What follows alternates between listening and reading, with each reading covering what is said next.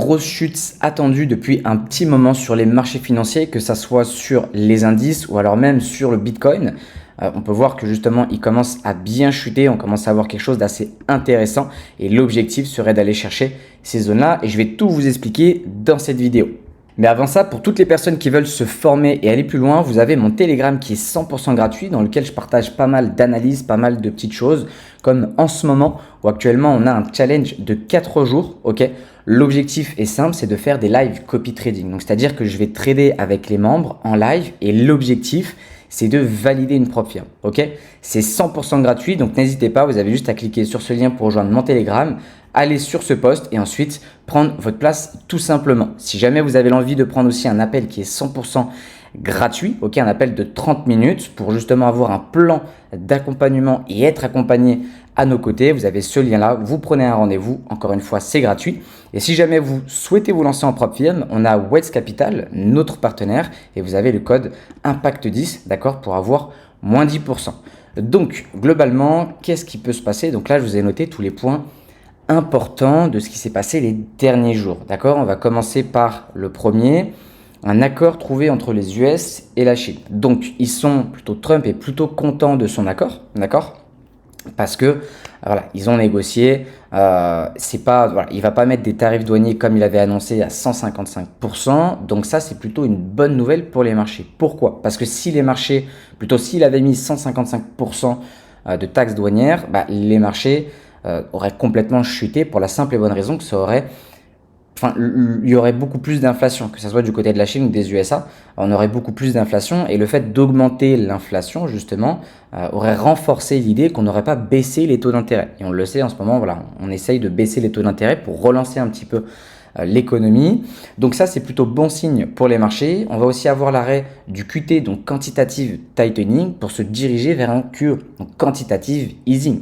Pareil, en gros, ce que ça veut dire, c'est que la Fed va réinjecter tout simplement dans l'économie américaine, donc réinjecter de l'argent tout simplement, et donc ça permettra encore aux sociétés en fait de se développer un petit peu plus, ça permettra d'aider on va dire l'économie, donc c'est bon signe pour les marchés. Par contre, on va avoir aussi des choses qui sont plutôt mauvaises, comme potentiellement arrêter la baisse des taux. Voilà, ce qu'avait dit Jérôme Powell, c'est tout simplement que pour le moment, en fait l'inflation est en train de remonter légèrement. Ok, et ce qui se passe, c'est que pour le moment, si l'inflation remonte, il y a de très fortes chances qu'il ne baisse pas les taux d'intérêt.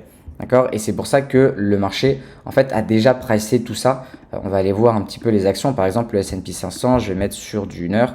Et vous allez voir qu'en fait, on est dans une situation neutre. Alors pour moi, on devrait continuer à la baisse. Mais vous voyez ici, c'est là où on a eu toutes les annonces, entre guillemets. Donc l'accord, l'arrêt du QT, pour aller vers un QE, le potentiel arrêt de baisse des taux, l'inflation qui remonte, etc. Et donc tout ça, ça s'est passé dans cette période-là. Et ce qui fait qu'on est plutôt neutre en fait. On a des informations qui sont bonnes, qui fait qu'on pourrait avoir un marché aussi, mais on a aussi des informations qui sont mauvaises, qui fait qu'on pourrait avoir un marché baissier. Ok ? Là, ce qu'il faut prioriser, c'est pour moi, encore une fois, bon là, c'est pas du factuel, après je vais vous montrer du factuel, mais pour moi, un marché baissier. Si on part en termes techniques, ok, ce qu'on va avoir, c'est qu'ici, on va avoir un gap. Donc, on est déjà venu le récupérer. Pour moi, on peut continuer à chuter et l'objectif serait justement qu'on vienne combler ce gap. Une fois qu'on vient combler ce gap, d'accord, et si on clôture en dessous, pour moi, je pourrais m'attendre à ce que le marché continue de chuter. Et dans ce cas-là, voilà, à voir comment il réagit sur cette zone-là. Mais on pourrait en fait avoir le début d'un gros retracement baissier et on va voir sur du weekly, tac. Voilà, pour avoir un objectif qui est simple, c'est sur du weekly, venir récupérer cette fair value gap. Ok, donc là, en gros, si on n'a pas de baisse de taux, alors on va voir un petit peu ce qui se passe sur FedWatch Tool. Donc ici, on est en train de baisser, les probabilités baissent au niveau de la baisse des taux prévus pour décembre, d'accord? Donc pour moi, à voir comment ça pourrait se passer, mais concrètement, si l'inflation continue d'augmenter, on n'aura pas de baisse de taux. D'accord? Ce qui va se passer, c'est que le marché va juste stagner et plutôt en fait chuter. Parce que si on n'a pas de baisse de taux, concrètement, le marché va chuter. Alors on va voir aussi au niveau du PIB. Je vais regarder, je crois que c'était hier. On a le PIB aux USA qui est tombé. Il me semble, alors c'était pas hier, c'était probablement... Tac, il me semble, ça devait être dans cette période-là. Le PIB... alors attendez, Je crois que les informations ne sont pas tombées en fait sur le PIB. Tac, tac. On va voir l'indice qu'on a. Ok, non, il me semble avoir vu le PIB. Ce qui m'étonne. Ok. Alors ouais, justement, je pense que le PIB n'est pas tombé pour la simple et bonne raison que le gouvernement est fermé. D'accord. Donc en fait, on n'a pas de données. Je pensais quand même qu'on allait avoir ces données-là, mais finalement, on les a pas eues. Et donc ça aussi, ça joue beaucoup. Le fait qu'on ait une fermeture du gouvernement, en fait, on n'a pas de données. D'accord. Donc on ne sait pas où en est exactement l'inflation, le PIB, etc. Pareil, les NFP ne sont jamais passés. On n'a pas les NFP parce que concrètement, le gouvernement est fermé, hein, tout simplement. Ce qui fait qu'on est dans une phase où on est plutôt neutre, en fait. En termes de faits, donc factuellement, on est plutôt neutre parce qu'on a des bonnes nouvelles, mais on a aussi des très mauvaises nouvelles. Donc en fait, là, c'est compliqué. On est dans une étape qui est assez compliquée. Pour moi, mais ça, c'est pas du factuel, c'est juste c'est un avis personnel. Pour moi, on pourrait entamer, ce serait le début justement de notre structure baissière pour venir récupérer des liquidités plus basses, ce qui serait plutôt intéressant parce que si vous tradez sur du long terme ou si vous faites des investissements long terme, ça par exemple, ça peut être justement un point d'entrée. Un point d'entrée sur du long terme pour ensuite reprendre, donc acheter pas massivement le marché, hein, évidemment, selon ce que vous pouvez mettre. Mais globalement, pour moi, si le marché revient ici, ce sera très clairement une zone pour racheter le marché. Alors ça, c'est sûr et certain. Donc pour le moment, l'acheter ici, c'est vraiment pas intéressant, surtout avec les informations qu'on a en ce moment, les données qu'on a, ou justement le manque de données qu'on a. Là, acheter ici, ce serait pas intelligent. Donc vaut mieux patienter, attendre que le marché justement nous crée un joli retracement pour ensuite potentiellement le racheter. Donc là, concrètement, où est-ce qu'on en est et qu'est-ce qu'on doit attendre? En fait, déjà, ce qui serait bien, ce serait que le gouvernement réouvre. Parce qu'à partir du moment où le gouvernement réouvre, on a des données. Et dès qu'on a des données, Jérôme Powell va pouvoir davantage se positionner et avoir un avis plus concret. Est-ce qu'on continue de baisser les taux ou est-ce qu'on garde les taux neutres? Si on continue de baisser les taux d'intérêt, si tout se passe bien, on pourrait avoir un marché qui continue de remonter. Ok, alors je vais juste supprimer tout ça. Hop, c'est pas ça que je voulais faire. Je vais juste supprimer tout ça. Mais globalement, si on a effectivement une baisse de taux, on pourrait avoir un marché qui continue de monter. Donc ça ne veut pas dire qu'on ne va pas avoir un petit retracement, hein. C'est toujours possible d'avoir un petit retracement.